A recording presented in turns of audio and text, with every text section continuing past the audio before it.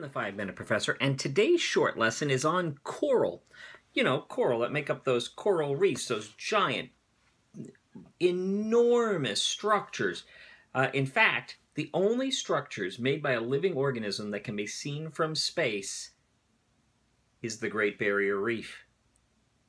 Now, before you start with me on the Great Wall of China, how could that even theoretically be seen from space when it's not as wide as, I don't know, an interstate? So if you're not wider than an interstate, it doesn't matter how long you are, you still can't see it, or else you could see every interstate from space. The Great Pyramids are not enormous. They're big, but they're not enormous. The largest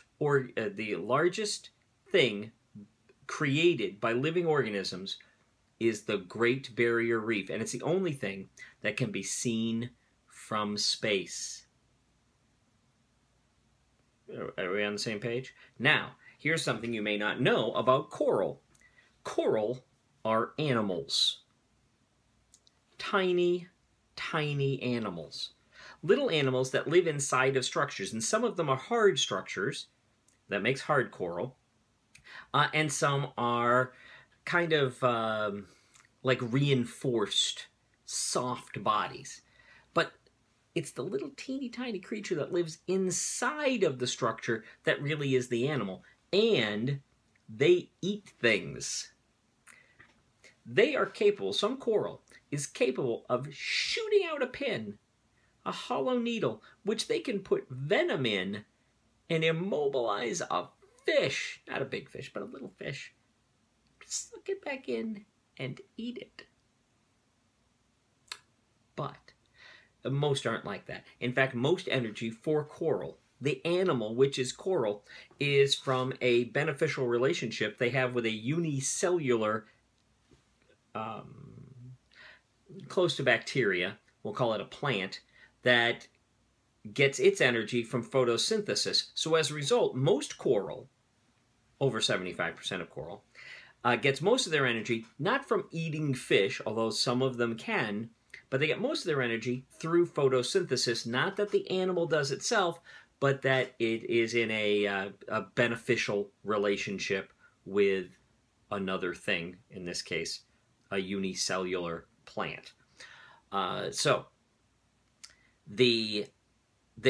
they need to have the photosynthesis, they need to be somewhere between about 200 feet and 5 feet below the surface. They need to have access to the sun for that photosynthesis. Now, some coral reefs are incredibly deep, but grow towards the surface. I don't know if you scuba dive, but I do scuba dive, and I love it. I love seeing the variety of life and seeing the colors and seeing the different things that make up a coral reef, and it is fantastic and it is exciting, and if you have never done it, you absolutely should. But here's something you might possibly want to avoid, because the vast majority of coral spawn. Now, if you think about salmon spawning, the male salmon swims up to where the female salmon has laid the eggs, and then he deposits his sperm, and then they fertilize the eggs that way. It's marginally efficient, I guess. What coral does is it just shoots everything up into the water column, and then they just mix, and then they just fall down. Yep. You go out for the coral spawn, it's eggs and sperm everywhere. Yep. It's synchronous. It's exciting for somebody. Perceptum, quispium, dametium. Sperm something. Learn something, damn it. I'm the 5-Minute Professor, and thank you very much for listening to today's lesson. If you have any comments at all, please put them in the comments section down below. And of course, like it and subscribe to the channel. But most important, if you liked it, if you commented, and if you subscribed, tell your friends. Perceptum, quispium, dametium. Learn something, damn it.